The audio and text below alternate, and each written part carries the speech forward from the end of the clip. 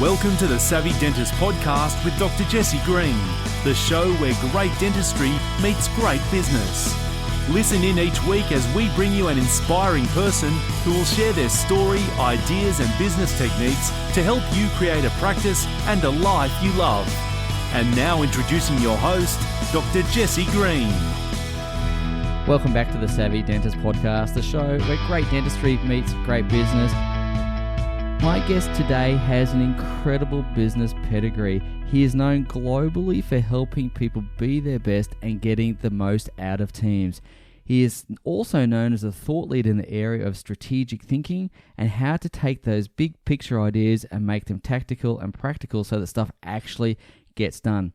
In his work life, his client list reads like a veritable who's who. He's worked with over 300 companies, the New Zealand government, and so on. But beyond the boardroom, he's an adventurist who holds the record for rowing, listen to this, 5,000 kilometres across the Atlantic Ocean. And on top of that, he's the host of the TV show called First Crossings, which recreates some of the journeys of New Zealand's pioneers. Jamie Fitzgerald, welcome to the show. It's wonderful to have you. Oh, it's fantastic to be here. Thanks for inviting me along, Jesse. Oh, mate, look, I've been looking forward to this episode and recording this conversation with you for quite a while. And your background is really eclectic. It's certainly, if I'm putting words in your mouth, please stop me, but it doesn't seem to have been a very linear career path, for want of a better word. Yeah, maybe that says more about me and my inability to have attention to detail or focus or something. I'm not sure, but yeah, it has felt a little bit strange. I really love this phrase. I heard it a little while ago, and it was, the secret of success is not in predicting the future. It's creating people and teams who can thrive in a future that cannot be predicted. And so on that basis, I grew up on a sheep station, a large sheep farm by New Zealand standards, thinking, oh yeah, well, that's kind of me. And then suddenly I go to banking and rowing oceans and walking to the South Pole and stuff. So I guess our futures sometimes can be very much unpredictable. Absolutely. And I think that's, to use a well-worn cliche, it's the rich tapestry of life. And I think that's what makes life interesting and enjoyable. And what I really love about the work that you do and the experiences you've had is there's this theme about being the best you can be that is woven through all of that. So I wanted to ask you, from your perspective about being the best that we can be or someone can be, what does that actually mean to you? I mean, from a personal level, what does that really mean? Yeah, I think that's a really good question. For me personally, is like you've mentioned, some of the things I've done, the jobs I've had, the adventures and so on, they're all very different. But when we immerse ourselves into them, for me, really, I just don't want to let myself down. And I think deep down, every single one of us, we're like that. All of us, we've got different values, whether we are clear about them or not, but we just don't want to let ourselves down. I'm sure that most of your listeners, or almost all of your listeners, they're listening because they want to be the best they can be, and they've made the choice to learn and absorb information and so on. So yeah, peak performance, being the best we can be, call it what we like, but I think I don't want to sign up for stuff and do a pretty average job of it. So that's probably what it's all about. And when we think about strategy, or when we think about goal setting, I think it comes down to choices, what we say yes to and what we say no to. So if we come back to some of the day job stuff that I have the chance to do, it's really about helping people or teams be clearer about the deliberate choices that they get to make. Because often when we say no to something, it says more about us than when we say yes to something. So all of those sorts of things I've had the chance to experience in my life, and now I'm getting the chance to do it alongside others too. I think that's fantastic, and I'd love to just talk a little bit about the power of choice, and in fact, the power of saying no, because I really agree with what you're saying, that it's sometimes what we say no to that defines us. But in today's world, there seems to be this pressure to do it all, have it all, see it all, be it all that sort of stuff. What are the common challenges that you see facing teams and organisations who are yet to get that clarity? And what does that mean for them as they go through their day-to-day business? You would have observed this lots of times in your work, I imagine, but what are the consequences of that lack of clarity? Oh, yeah. Well, I think that's strategy, or the downsides of no strategy down to a T. You've nailed it. So The risk of not having clarity. Well, first of all, when we think about what good strategy is, I think maybe that should be our starting point. So strategy is really all about choices, and it's all about how do we organize ourselves to achieve an agreed objective. Or if people watch movies and so on, if we think of Alice in Wonderland, there's the Cheshire Cat in Alice in Wonderland that said, if you don't know where you're going, any road will take you there. And so when we think strategy and clarity and choices, first of all, we need to know what it is we're trying to achieve. And so all of the business stuff that we've had the chance to do, it's all underpinned by some pretty solid theory that we've done around the world, looking at what are the organizations who are sustainably achieving more than their industry peers. And within dentistry, there'll be those who are sustainably kind of doing good stuff more so than your peers. And that may be despite some dentists within the practice coming and going, and yet some practices are doing some really good stuff. And so we've looked at that all around the world, and from a strategy point of view, there are some things that are consistent. And these great organizations, they all have clarity and alignment on the value they create, so purpose and goals, where to play and how to win, so their business model, the logic of how they do business, what they focus on, so their top challenges and priorities, and then how they're going to maintain momentum or make it stick. And so academics would call that their operating model. So the cool thing, and this is what you talked about before, is if you've got clarity and alignment, clarity enables decision making. So clarity on what is your purpose, what's your goal, what's your business model, who are your target markets. By definition, having clarity on that stuff also means what you can say no to. Clarity on what your focus is or what your top challenges are means that when some opportunities or someone suggests we put resource into something else in the business, well, if you've got clarity on what your top challenges were, then you can now say, well, no, I'm not going to do that other thing. So this is really exciting. And alignment, I mentioned clarity and alignment. Alignment is not the same as agreement. Alignment within these organizations that we've seen is that they embrace curiosity, they embrace diversity of thinking, but alignment is that we fundamentally believe that we're kind of heading in the same direction. Or what came up the other day with a group was that they, out of the workshop, they said, look, what we want is 90% agreement, but 100% commitment. I thought that was pretty cool. That's really good, isn't it?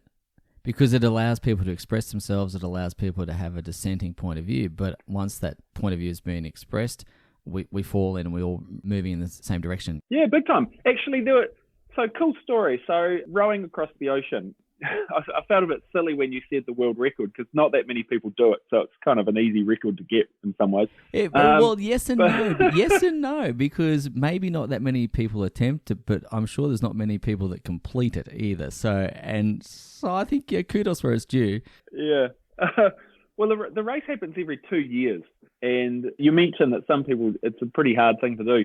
Getting to the start line is often the hardest part of any of these, big adventures, just because of the sponsorship and all of that kind of thing.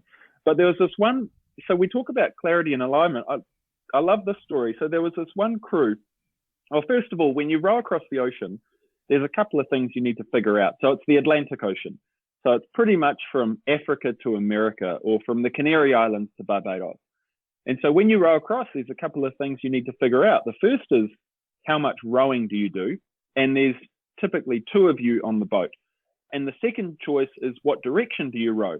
The first question, back to how much rowing do you do, typically it's 2 hours on, 2 hours off, 2 hours on, 2 hours off. So when, let's say you and I were rowing, you'd be rowing for a couple of hours and I'd sleep, and then we'd swap over. So every minute of the day, one of us rows. And that's kind of how it normally works.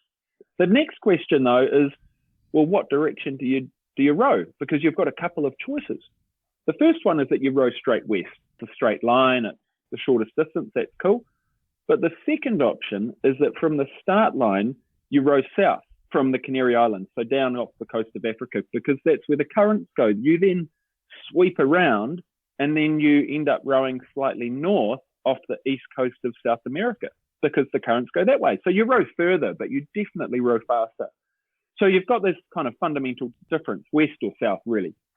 So anyway, we talk about alignment and goals and strategy. Well, during our race, there were about 18 other crews that I say we because it was this guy, mate of mine, Kevin Bigger, and I. We were rowing and that was fine. But on one of the other crews that we competed against, this is a true story. So about 6 a.m. on day 7, a week into the race, one of these guys, they were best mates, these two guys. One of these guys at 6 a.m. comes out of the cabin after his little sleep and he says to the other guy, "How's it going? How's your race? How's your shift been? How far have you gone?" And the other guy says, "Oh, I've had a guts full. I want to quit." Now, they're only a week into the race. And the first guy says, "I don't understand. We've trained so hard on the rowing machines. We built the boat." And this other guy then turned around and said to him, "Yeah, we've done all of that. I can't believe how much effort we've put in. You know, every 24 hours or every 36 hours, a little signal goes from every crew up to the headquarters of the race, and we find out where we are in the field, in the fleet." And he went on to say, "Look, I've been rowing as fast as I can west during my 2-hour shift. Oh, no. But we get the information and we're toward the back of the fleet." Okay, so, let's let that sink in for a minute. It's 6 a.m. a week into the race. The other guy who's just had his sleep just spends a moment thinking about that. He then turns to him and he says, "Which way did you just say you were rowing?" For the first whole week, west for 2 hours, south for 2 hours, west for 2 hours, south for 2 hours.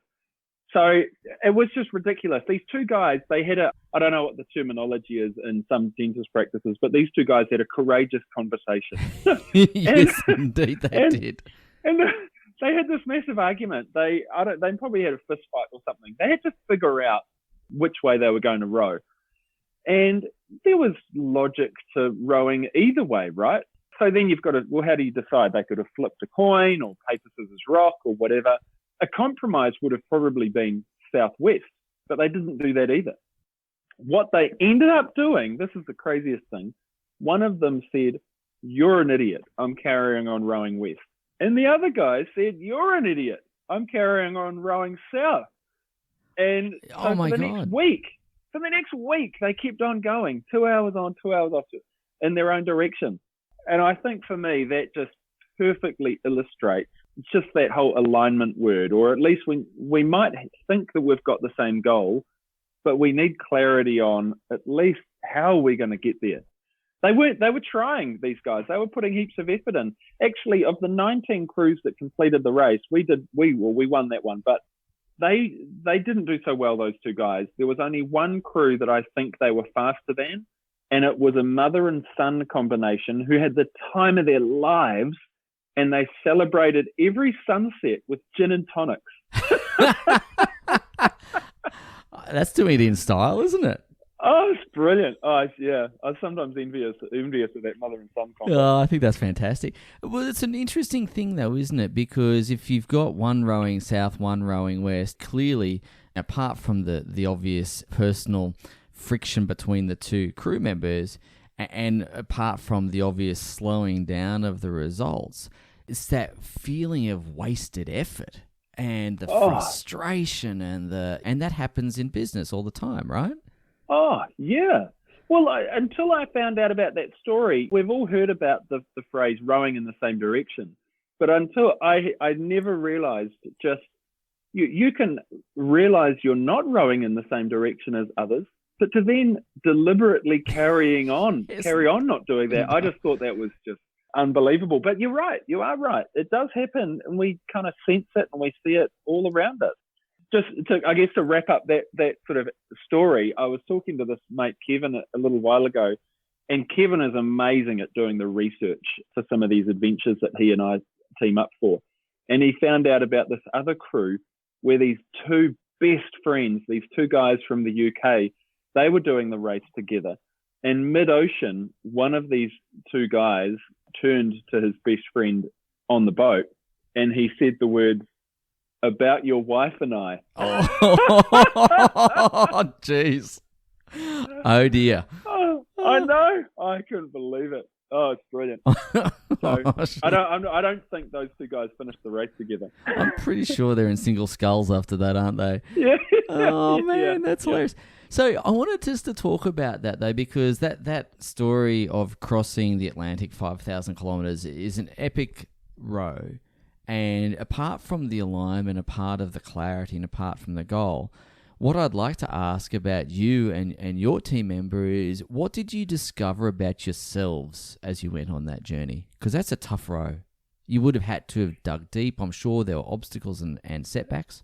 Yeah, it's an interesting one. There's a couple of things that probably keep coming up when I reflect back on any of these big long trips. I'll talk about the ocean. Some of the others, though, up in the Arctic or at the South Pole, they take months and months. But for this one, the similar things would be, when you look back on the big journey, I realized just how much I appreciated the days where there were no dramas.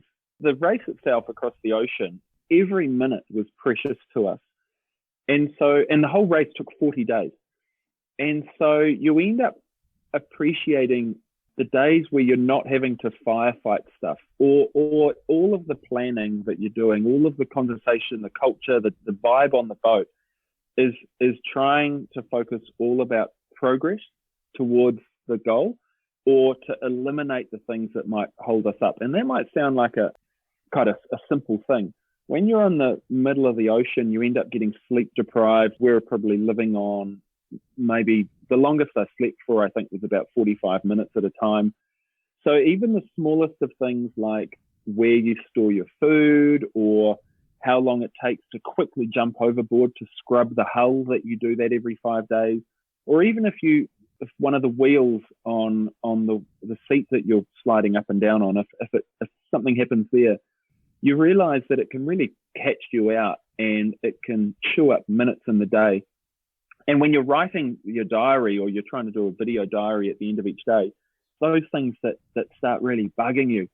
And so as we all kind of pursue our own goals, it keeps reminding me of the importance of preparation and kind of getting ahead of things before they turn into a real disaster. So as a personality trait, I guess I've become far more proactive nowadays in any of the campaigns I do than perhaps what I would have been previously.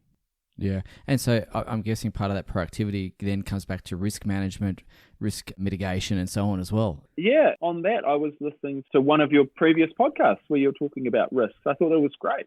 We had to apply some of the very same things in any of these campaigns. And just like any business, can you completely remove the risk? Can you reduce the risk? Can you mitigate the risk?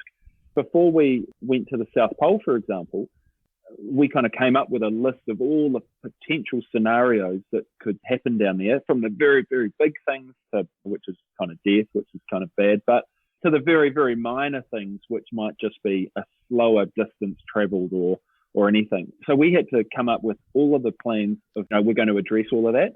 So it's almost, there's that phrase, if you don't know what you stand for, you'll fall for anything.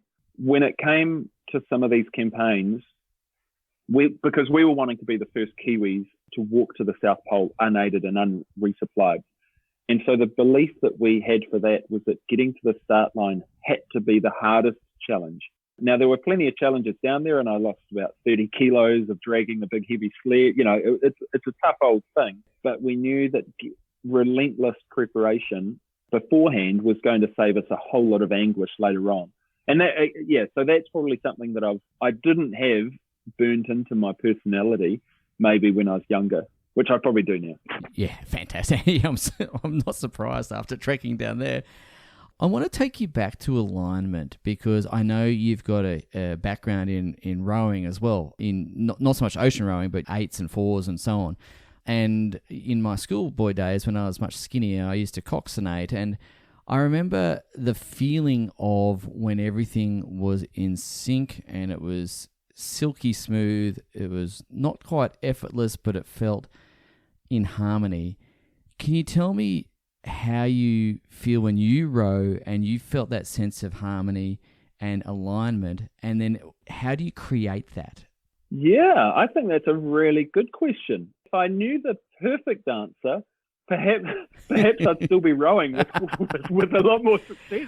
I mean, there's the awesome foursome and Stephen Redgrave and so on. There have been rowers that have probably had that knack or been able to apply it to more strokes more often than other rowers, which is probably the trick. But I think when you talk about the harmony and And as you perfectly mentioned, when you were coxing or when anyone's rowing, you can absolutely tell when things are feeling right. And if it's not quite right, you can just as easily feel that. And in a rowing boat, it's a real physical thing. You feel it kind of, with the boat being unbalanced and stuff like that. But in business, we still have that vibe as well. And the likes of, there's been no shortage of theory and authors that have done studies on that. And in any of your listeners, in their businesses too, there'll be some days or there'll be some months where they feel, you know what, things just click. And I think there's that framework around flow or harmony, where there's the perfect balance between progress, challenge, mastery, and all of those good things. To be able to get there or to achieve it, I think the clarity and alignment it comes to the front again. So first of all, if we have flow, well, it needs to be flow towards something. A lot of organizations, they fail to meet the potential of their strategy, not because it's a really stink strategy, but because not people or teams within the business don't understand what their contribution is to the strategy. And so if we go to the rowing 8 example, do I absolutely know where I fit within the boat, why it's important? Do I know what we're trying to achieve? Okay, I know that we're trying to win the race or the regatta coming up. But do I know what we're trying to achieve in this training session? And do I know what we're trying to achieve by doing whatever we're doing in those 3, 4, 5 minutes on that exercise session? But on a personal level, do I know what my plan is to become a better rower and what parts of my technique I need to improve? Now, whether that's around the catch or at the finish or my leg drive or anything else.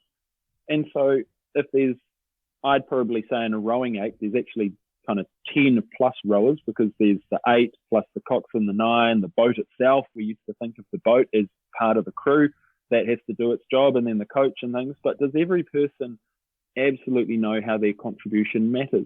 And then you get to kind of talk about, well, how have I done my session today, and are we all kind of heading in the same direction? So, and that's where the different team kind of conversations need to come into play. But, if it was a really easy thing, everyone would be doing it, right? Exactly right.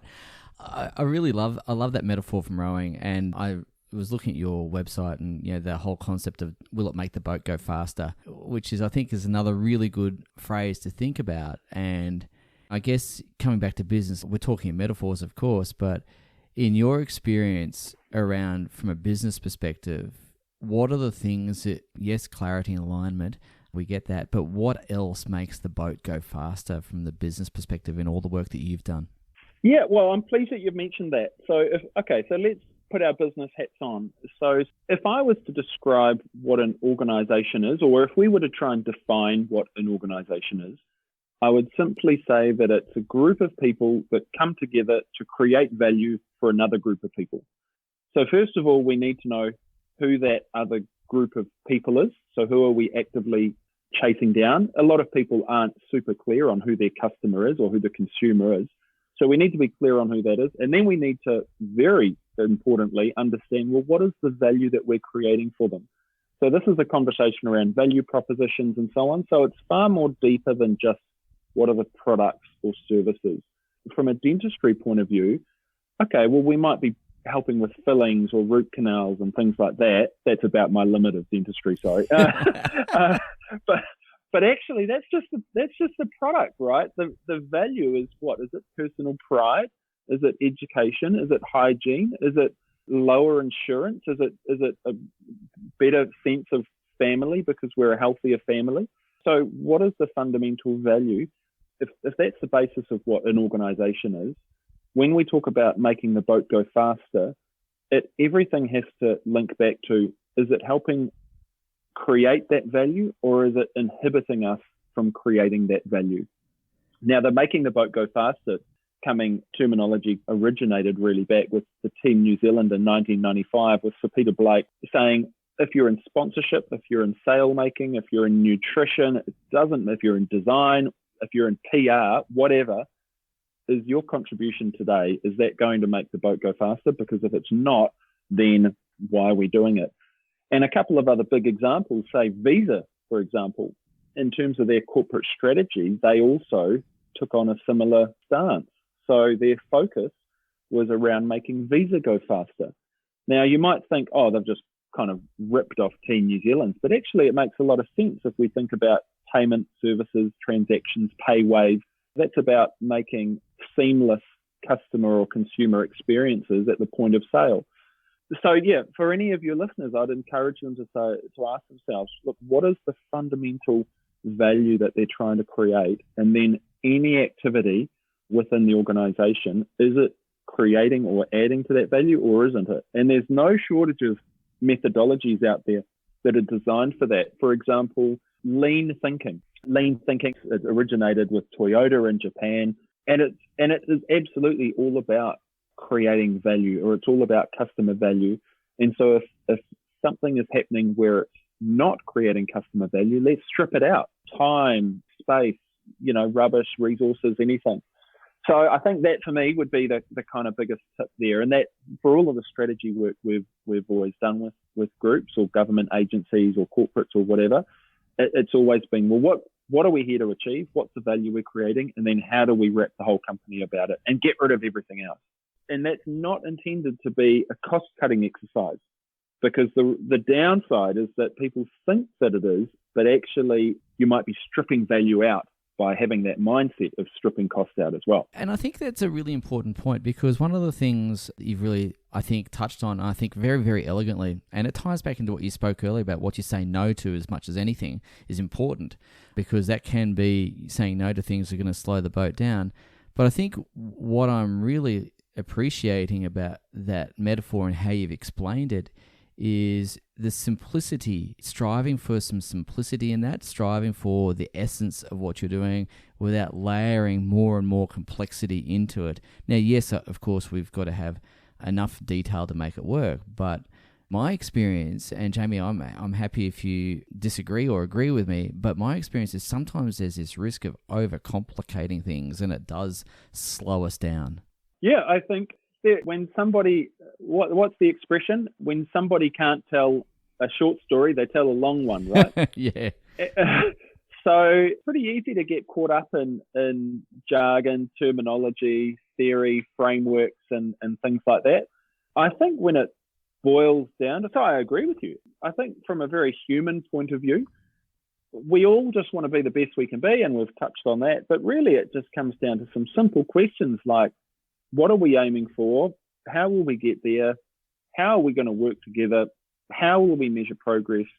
And, are we getting smarter along the way? Are we still on the right track? And if every person or every team in an organisation can kind of have similar answers to each of those questions, I reckon you're on a pretty good track. I reckon you are too. And ladies and gentlemen, if you've just joined the show now, we are having a conversation with Jamie Fitzgerald. You can find him at inspiringperformance.co.nz. And we've been talking all about getting organisational clarity and alignment and all that goes around that. Jamie, I do want to just talk a little bit about leadership, because being able to build a team is fundamentally important, but also being able to lead that team is just as important. In your experience as an adventurer, as a sports person, as a business person, what common traits or threads have you seen that come up again and again in the leaders who do it well? Yeah, well, in New Zealand, I'm sure in Australia this isn't the case, but in New Zealand we're kind of short of decent leaders. I think the research shows that. Yeah, I think we're searching for more. So if you've got any over there, please send them our way. I think we've probably got a bit of a shortage somewhere in Canberra too, mate. I can tell you that. But maybe I should have prefaced that with what I mean by leadership. When in all of the experience that personally I've had working in teams with other people and maybe with the companies I've seen now, I would define leadership as inspiring others toward a shared goal or purpose. And then by contrast, I'd think of management as our ability to manipulate a set of known resources to achieve an expected result. So known resources being people, time, money, things like that. And so for leadership, we're going to inspire others toward a shared goal. That may include having to go through change. It may have to include saying no to some big things, or pull people up, or find that balance between push and pull when building culture or setting direction. But it's a tough old thing to do, because it means that it can feel lonely when you're trying to get momentum on the side of your team. When I talk about it being around inspiring others toward a shared goal, it also, by definition then, the word shared means that others have to have bought into it, and you have a coalition of the willing or something. And so that can be a pretty tough ask as well. And then it requires bravery, because you're having to deliberately perhaps move into the unknown as you chase down this shared goal. And that might come with, you might see different responses to change by others, and there may be cynics, there may be critics, and you might feel a little bit, that might be daunting. By contrast, management, at least, is perhaps an easier default for a lot of people, because there's more consensus, there's more structured meetings. It's just about, perhaps there's more logic or rational thinking that can be put into the mix, because you're applying some sort of formula to every decision.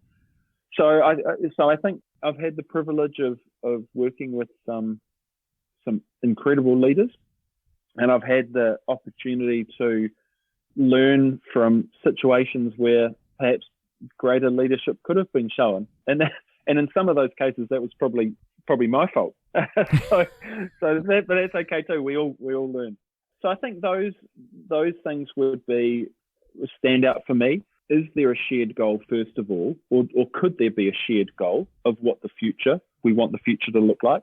And then what is our ability to inspire others toward that? And that does not mean it's just singing "We Are the World" or happy clappy kind of messages. That's about really getting people's buy-in for them to want to get there as well. And then the management has its place too for making it happen. So for me, that's always been what I've asked myself. Yeah, I think it's, again, a really good point. And look, this is going to sound a little bit perhaps off track to an extent, but one of the things that we as Australians observe about New Zealanders, and mean this very genuinely, is that for a small country, and Australia is a small country too, but New Zealand's smaller again, New Zealanders really do punch above their weight in terms of achievement, whether it's the sporting fields, the business fields, and so on. And so something's going really well in New Zealand, I think, anyway. When it comes to the Bledisloe Cup, Australians just kind of, we just can't even watch the TV anymore. It's at that point where, and I think this is quite interesting, because when you lose to New Zealand so regularly, I think Australian rugby is on the decline because we're just so sick of getting beaten. Yeah. Funnily enough, though, I've got a couple of daughters, and both of them are loving their netball. And so on one hand, the Bledisloe Cup's been great, but in my house, the Constellation Cup between the Australian team and the New Zealand team, that's been a pretty one-sided affair. And thanks to, for a moment just recently, we thought that we might have been able to have half a hand on this cup and get it back off you guys over there. But no, you came back and taught us a very strong lesson of how to play netball. So my girls were going through the grief curve not too long ago, actually. Yeah, well, I think all of us who follow rugby here are still on that grief curve, mate. I can assure you. Jamie, you've been really generous with your time, and I'm tremendously grateful to you for not just the wisdom and the content that is so rich and so meaningful and laden with wisdom. I'm really grateful for the stories you've told to bring that content to life. But I do have something I want to ask you before we wrap up, and my question really comes back to around adventure, because adventure has been a huge part of your life. And as I mentioned in the introduction, the theme of being your best seems to have shown up in every element of your life, whether it's been your finance career, whether it's been your rowing, whether it's been adventuring, TV presenting, and so on. What is it around the pioneers, the journeys that you're recreating? What is it around that pioneering spirit that really seems to inspire you? So when we think adventure, the way I think about it is that it's simply about your ability to place yourself in an environment that feels unfamiliar and requires a level of preparation for you to do so.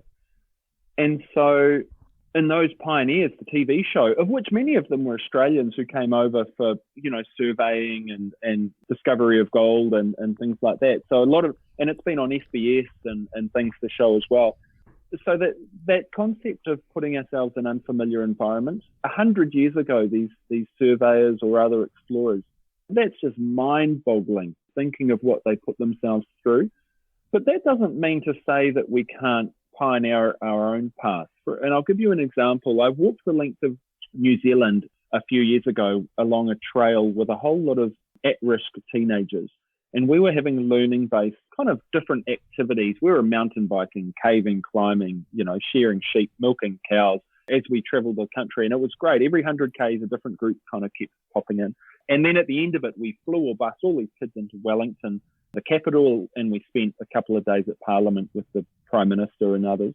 But the thing about this adventure, when I come back to it, it's about putting yourself in unfamiliar environments. For some of these young Kiwis, milking cows was an incredibly unfamiliar environment. Or because of my finance background working with a bank, we went into one of these branches and as a group, we changed all of the cash in the ATM. So we had 400K worth of $20 and $50 notes, and we're having to put it into the ATM. I mean, that was amazing. And so just learning the skills or having an experience and requiring or learning some knowledge about how to thrive in those unfamiliar environments, that was a real adventure for those young people. And for me, that's why I think I've bounced from what was my first business, a farm fencing business, through to rowing, through to banking, through to maybe strategy and other export type stuff now. And so I love that sense of adventure of going into an unfamiliar environment. But what's become clear is that there are some consistent things. And we've talked about clarity today. We've talked about alignment today. We've talked about having clear, understood goals of how each of our contribution fits with the goal or with the target. All of those things, they're all similar. It just turns out that I've had the chance to do it in a few different industries. Yeah, well, that's fantastic. Jamie, as I said earlier, you've been incredibly generous with your time and your knowledge, and I appreciate it very deeply. You've been a tremendous guest, and from all of us here at the Savvy Dentist Podcast, I really thank you. For people who want to find out more about Jamie's work, please do head across to inspiringperformance.co.nz or .nz and check out his stuff there, because there's some really cool things there, some great videos, some great blog articles, and I'd really encourage everyone to check it out. Mate, thank you. I really mean it. It's tremendous. No, fantastic. Keep it up, Jesse. And next time I'm going to visit the dentist here in New Zealand, I'm going to be looking a whole lot closer, because looking at what you've been doing for people over there, I'm going to hit the bar's raised. The bar's gone up. I expect more from my dentist now. Oh, well, you're very kind. Thank you, mate. Cheers. Cheers. Thank you for listening to the Savvy Dentist Podcast with Dr. Jesse Green. For more free tools and resources, join the free Facebook group. Visit drjessegreen.com/Facebook. And for more episodes, visit drjessegreen.com/savvydentist.